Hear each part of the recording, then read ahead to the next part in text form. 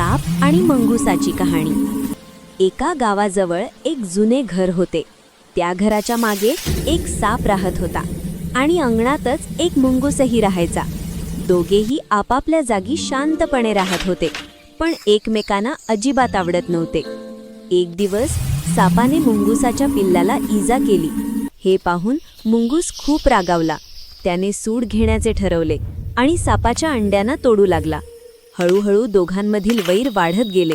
रोज भांडण, राग आणि नुकसान होऊ लागले। हे पाहून घरातील एका शहाण्या आजीने दोघांना समजावले। ती म्हणाली, तुमच्या भांडणामुळे फक्त नुकसानच होत आहे। शांततेने राहिलात तरच सगळ्यांचे भले होईल।